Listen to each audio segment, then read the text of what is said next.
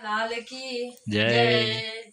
मेरी भव बाधा हरो राधा नागरी श्याम, तुम्हारी कृपा कटाक्ष से सुलभ होत निज धाम, तुम्हारी कृपा कटाक्ष से सुलभ होत निज धाम। प्राणनाथ प्यारे की जय। सिंहासन में विराजमान त्रिगुणातीत अक्षरातीत धनीजीको चरण कमलमा सदा सुमन अर्पण गर्दै आज यस श्रीकृष्ण प्राकट्य उत्सवको पावन घडीमा हामी सबैजना यहाँ सक्दो सतर्कता अपनाएर उपस्थित भएका भक्तजनहरूमा म दीप्सिका बद्रे सुवेदी सप्रेम प्रणाम अर्पण गर्दछु। स्वीकार्नुहोस्। प्रणाम।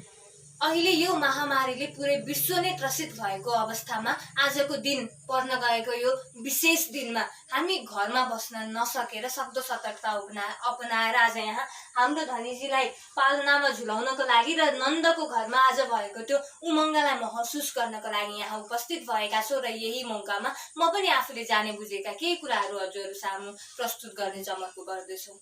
याद गरौँ न, आजको दिन हामीले दिव्य धाममा अक्षर ब्रह्मलाई देखेर राज्य महाराजसँग प्रेम संवाद इस्क्रवत गरेका थियौँ। अक्षर ब्रह्म को हुनुहुन्छ, उहाँ के गर्नुहुन्छ, उहाँ कहाँ बस्नुहुन्छ भने जस्ता प्रश्नहरू राज्य महाराजलाई गरेका थियौँ र हाम्रो प्रश्नको जवाफ दिँदै राज्य महाराजले भन्नुभएको थियो, जसरी तिमीहरू मेरो प्रेमको स्वरूप हौ त्यसरी नै अक्षर ब्रह्म मेरो सत्ताको स्वरूप हुनुहुन्छ। उहाँ अक्षरधाममा बस्नुहुन्छ र उहाँले खेल बनाउनुहुन्छ र उहाँले खेल बनाउनुहुन्छ भन्ने कुरा सुनेपछि हामीले खेलको बारे जिज्ञासाहरू राखेका थियौँ र राज्य महाराजले भन्नुहुन्छ तिमीहरू खेलको बारेमा नसोध, खेल बडो दुःखदायी छ। त्यसपछि त हामी अझ खेल हेर्ने नै इच्छा प्रकट गर्छु। धनीजीले बार बार हामीलाई सम्झाउनुहुन्छ, बार बार हामीलाई मना गर्नुहुन्छ, भन्नुहुन्छ खेल बडो दुःखदायी छ, त्यहाँ गयो भने तिमीहरूलाई मायाले घेर्नेछ, तिमीहरूले मलाई भुल्नेछौ, आफूलाई पनि भुल्नेछौ र यो निज धामलाई पनि भुल्नेछौ। तसर्थ मायामा त्यो खेलमा जाने कुरा नगर, तर हामीले कहाँ करसी हमको माया भन्दै जिद गरेका हुन्छौँ र राज्य महाराजले अन्त्यमा हुकुम गर्नुहुन्छ र हामी यो खेलमा आउँछौँ।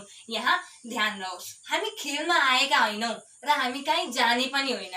आए न गए हादी न हम, हामी त बस सुरता स्वरूप यहाँ आएका हौँ। हामी अहिले पनि राज्य महाराजको चरणमा नै बसिरहेका छौँ र हामी राज्य महाराजको चरणमै भएको अवस्थामा, राज्य महाराजलाई हेरिरहेको अवस्थामा राज्य महाराजले हामी माथि एउटा फरामुसी हालिदिनुहुन्छ र ती ब्रह्म आत्मा अर्थात् हाम्रो सुरता यहाँ ब्रजमा आएर ब्रजका वधुहरूमा प्रवेश गर्दछ। जो नींद में देखी सुपन्न यो उपजे हम ब्रज वधु जन। यता ब्रजमा ब्रजका वधुहरूमा ब्रह्म पियाहरूको सुरता प्रवेश गर्दछ र उता कारागारमा वसुदेव र देवकीको पुत्रको रूपमा धनीजी स्वयं प्रकट हुनुहुन्छ।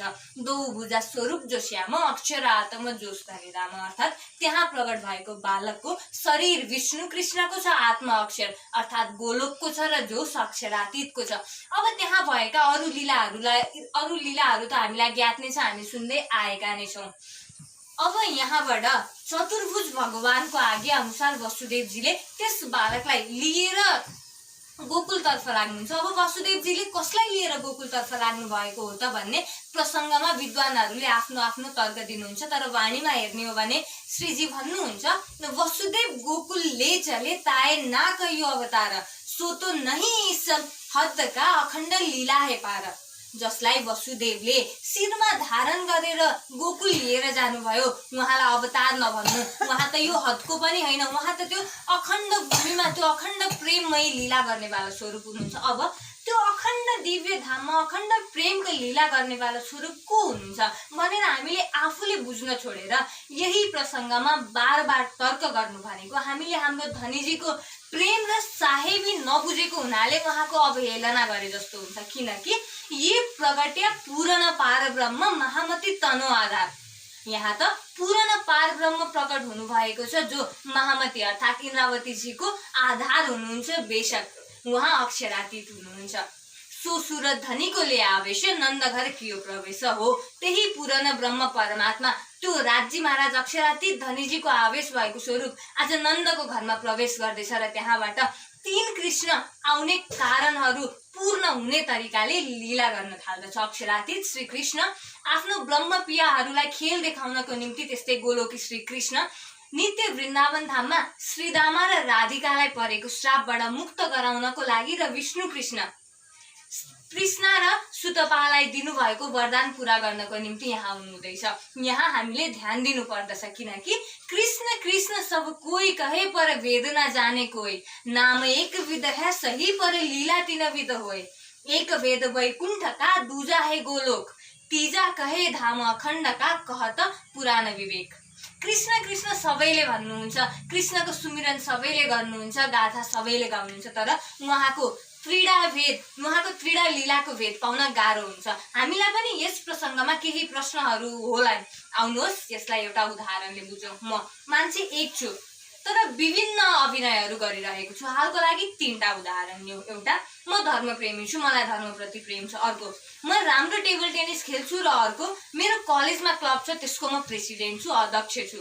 जब म मन्दिरमा जान्छु त्यसबेला म भित्र भएको मेरो धर्मप्रेमी पाटो उजागर हुन्छ र म त्यही अनुसार कार्यहरू गर्छु। त्यसबेला म भित्रको त्यो खेलाडी र म भित्रको त्यो व्यवस्थापक कहीँ लुकेर बसेको हुन्छ। त्यस्तै जब म खेलको मैदानमा जान्छु तब म भित्रको मेरो खेल खेल्नेवाला शक्ति उजागर हुन्छ र त्यही अनुसार कार्य गर्छु। र जब म कलेजमा जान्छु त्यसबेला म भित्रको नेतृत्व बोकेको पाटोले आफ्नो टिमलाई गाइड गर्छ।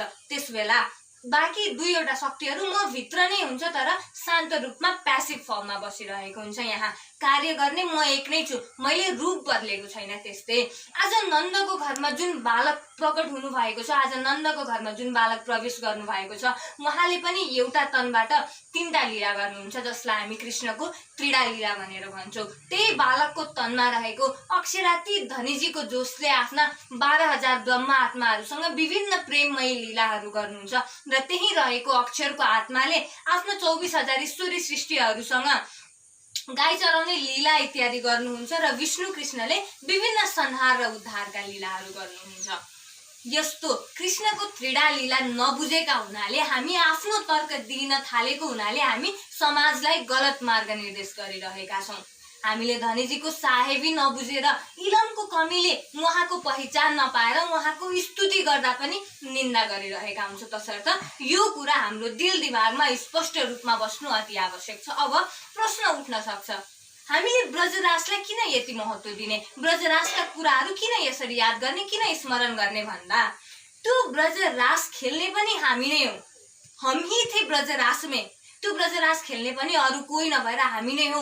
राज्य महाराजले हामीलाई नै माया बुझाउनको लागि ब्रजको भूमि खडा गर्नुभएको थियो, रासको भूमि खडा गर्नुभएको थियो। तर त्यहाँ हाम्रो इच्छा पूर्ण हुन नसकेर फेरि यो तेस्रो जागनीको ब्रह्माण्ड खडा गर्नुभएको छ। तसर्थ ब्रज र रास भनेको हाम्रो विगत हो। जबसम्म हामीले ब्रज र रासमा हामी कुन अवस्थामा थियौँ, हामीले कस्ता लीलाहरू गरेका थियौँ, त्यो कुराहरू स्मरण गर्दैनौँ, तबसम्म हामी जागनीको एक खुड्किला पार गर्न सक्दैनौँ। किनकि अब जाग देखो सुख जागनी, ये सुख सुहागी न जोग, 3 लीला चौथी घर की, ये चारों को यामी भोग। तसर्थ हे सुन्दर साथजी, हामीले ती 3 लीला ब्रज रास जागनी र चौथी घर की परमधामको लीलालाई यहाँ बसेर चितवनी गर्न सक्नुपर्छ।